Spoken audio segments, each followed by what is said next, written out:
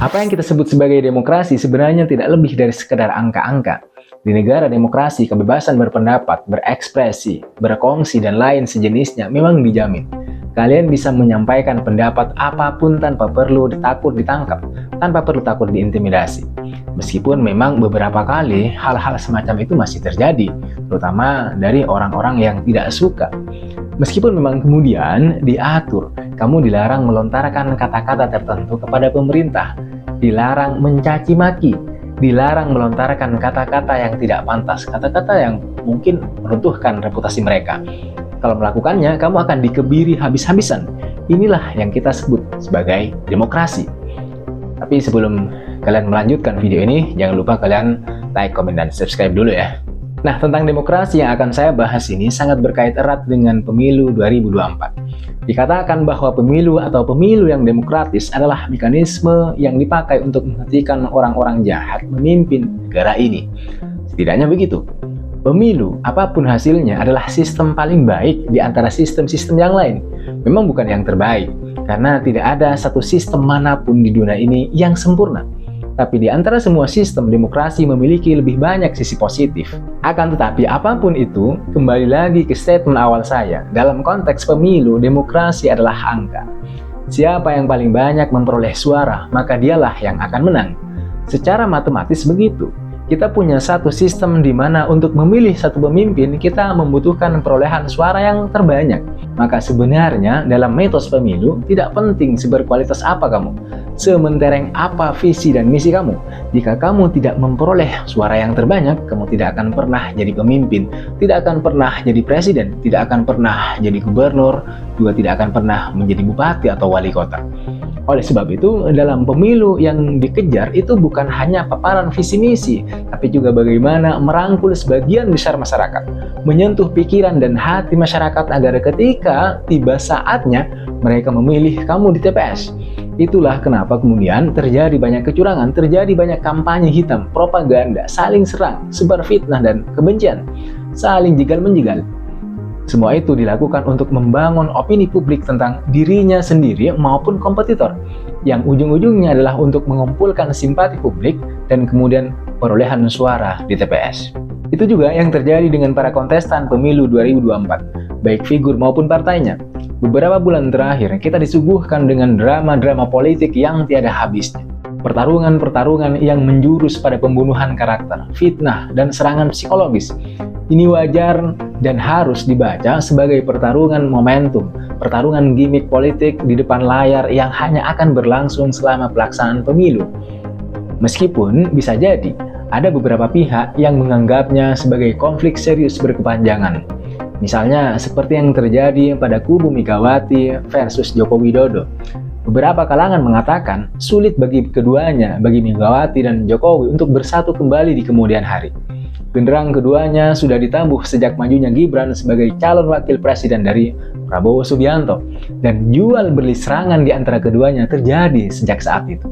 Apapun itu, realitas politik sama seperti realitas lain yang juga memiliki mitos, bahwa di balik bahasa dan teks yang diproduksi oleh masyarakat atau oleh kalangan masyarakat tertentu, itu mengandung sesuatu yang misterius, yang kemudian bisa kita sebut sebagai sebuah mitos. Mitos itu menyajikan serangkaian kepercayaan mendasar yang terpendam dalam ketidaksadaran seorang pengkarya atau produsen pesan.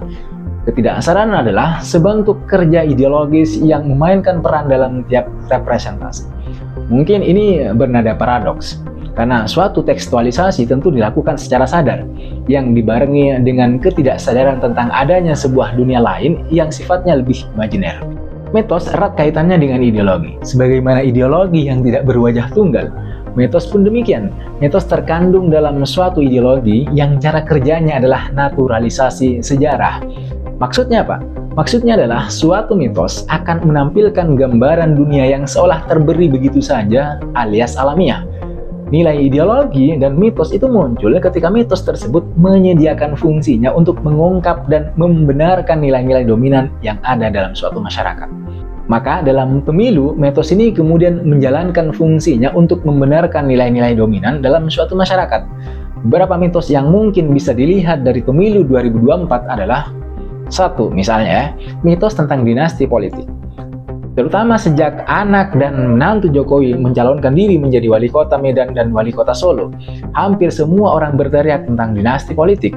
Teriakan tentang dinasti politik ini semakin tinggi ketika Gibran mencalonkan diri sebagai calon wakil presiden. Lalu kemudian berkembang pandangan bernada curiga bahwa telah ada nepotisme, pelanggaran etik. Ini semakin menguatkan mitos tentang dinasti politik. Sejatinya, sebelum itu dinasti politik hampir berkembang ketika tercium aroma-aroma di mana Jokowi hendak mewariskan tongkat estafet kepemimpinannya itu kepada Ganjar. Lihatlah gambar ini. Ini cover majalah Tempo edisi 5211 tanggal 1 Mei 2023. Gambar ini menjelaskan bagaimana Ganjar menaiki tangga menuju singgasana Jokowi di atas banteng yang dituntun oleh Megawati. Namun kemudian rencana itu gagal ketika Megawati mendeklarasikan wakil calon presiden dari Ganjar tanpa mengundang Jokowi. Meskipun saat itu Jokowi memang masih ada agenda kenegaraan di luar negeri. Sebetulnya, jika rencana itu berjalan mulus, maka tidak mungkin itu tidak disebut sebagai dinasti politik.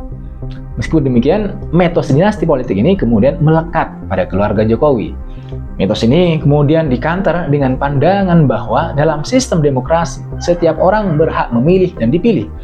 Bahkan meskipun dia anak presiden, yang notabene punya privilege. Determinisme atau penetrasi Kaisang misalnya, yang dalam waktu dekat langsung jadi ketua PSI, itu terjadi jika orang seperti Kaisang memiliki privilege tertentu. Dan itu jelas, dia anak seorang presiden. Ini tidak bisa dihindari dan pantas jika kemudian berkembang teriakan tentang dinasti politik. Mitos yang kedua adalah tentang pemimpin muda. Di satu sisi, mitos ini menggugah sebagian besar anak muda untuk menunjukkan eksistensinya, menunjukkan yang mereka punya dan apa yang bisa mereka lakukan untuk negara ini dan dunia tentu saja. Mitos tentang pemimpin muda membuka peluang dan kemungkinan kesempatan bagi anak-anak muda Indonesia untuk berbondong-bondong menjadi wakil rakyat, duduk di kursi-kursi pemerintahan, menjadi ketua partai, menjadi presiden atau wakil presiden. Yang secara umum, pemilu 2024 adalah pemilu anak muda. Sudah saatnya yang muda yang memimpin, katanya begitu. Terlebih lagi jika dikaitkan dengan jumlah pemilih muda yang jumlahnya lebih tinggi dibanding pemilih lain dari kalangan generasi X dan baby boomers. Tapi tentu saja, sebagaimana yang pernah disampaikan oleh Oki Mandasari, yang dimaksud dengan momentum pemimpin muda bukan anak-anak muda yang memperoleh kesempatannya dengan cara yang oportunis, yang memperoleh kesempatannya dengan cara-cara yang tidak etis bahkan harus melanggar hukum. Tapi ini akan selalu dibantah dengan pernyataan atau sebuah pertanyaan. Apakah salah jika ada anak muda yang kebetulan anak seorang presiden mengajukan gugatan ke MK untuk membuka kemungkinan kesempatan bagi dirinya atau bagi anak-anak muda lain di Indonesia untuk maju sebagai calon wakil presiden misalnya? Lalu kemudian sebagian orang sepakat bahwa ya betul, memang sudah saatnya anak muda itu diberi kesempatan seluas-luasnya untuk memimpin, untuk melakukan kreasi dan inovasi ala anak muda. Yang ketiga adalah mitos tentang pemimpin gemoy. Mitos ini seringkali dikaitkan dengan pemimpin yang menggemaskan, lalu kemudian bertebaran gambar-gambar pemimpin gemoy. Bahkan sekarang sedang tren orang-orang yang memotret dirinya menggunakan aplikasi tertentu agar terlihat gemoy, alias menggemaskan. Pertama, ini memang bagian dari perkembangan zaman. Ketika kebaruan dikonstruksi dengan kebaruan yang lain, sudah tidak asing lagi bagi kita bahwa selalu ada pembaharuan aplikasi. Dan hari ini kita sedang dihadapkan pada satu tren di mana banyak orang, terutama anak muda, sedang menggunakan fitur editing atau gemoy. Gemoy adalah sebuah istilah kekinian untuk menggantikan istilah sebelumnya atau plesetan dari istilah gemas. Ini tiba-tiba jadi perbincangan saat Prabowo Subianto diteriaki gemoy oleh para kader PSI saat Prabowo berpidato dalam deklarasi dukungan PSI untuk dirinya dan Gibran, yang kemudian dibalas oleh Prabowo dengan pertanyaan, gemoy, apa itu gemoy? Sontak kutipan Prabowo yang mempertanyakan gemoy itu langsung muncul di berbagai platform media sosial, dan istilah gemoy ini pun kemudian ramai diperbincangkan. Faktanya, istilah gemoy bukan hanya jadi perbincangan tapi muncul dan kerap diidentikan dengan calon presiden nomor 2, Prabowo Subianto. Jika kalian lihat, belakangan kampanye pemimpin gemoy ini masif di media sosial. Terdapat semacam fabrikasi meme tentang pemimpin gemoy, dan itu seolah-olah identik dengan generasi Z. Maka tersuguhkan kemudian, baik di jalanan maupun di berbagai platform media sosial, adalah meme-meme pemimpin gemoy yang kemudian menjadi mitos, seolah itulah yang masyarakat butuhkan sekarang, yang butuhkan hari ini, pemimpin yang hobi joget, yang jogetnya jadi tren, pemimpin yang lucu, atau secara umum pemimpin yang menyesuaikan diri dengan kebutuhan anak muda, di mana anak muda hari ini, meskipun tidak semuanya gitu ya, gemar sekali berjoget, yang bahkan tidak mengenal tempat dan situasi. Semua itu seolah menjadi seruan, pilihlah pemimpin yang seperti ini, pemimpin yang gemoy, pemimpin yang menggemaskan. Nah, di sisi yang lain, jangan-jangan untuk memasuki dunia anak muda memang begitulah cara yang harus ditempuh, yaitu dengan fabrikasi mitos pemimpin gemoy, dengan segala atributnya yang sementara ini sangat jauh dari sajian gagasan tentang kemana masa depan negara ini akan dibawa. Seolah-olah yang dibutuhkan anak muda hari ini bukan gagasan, dan ini semacam menodai keberadaan anak muda yang dianggapnya tidak butuh gagasan.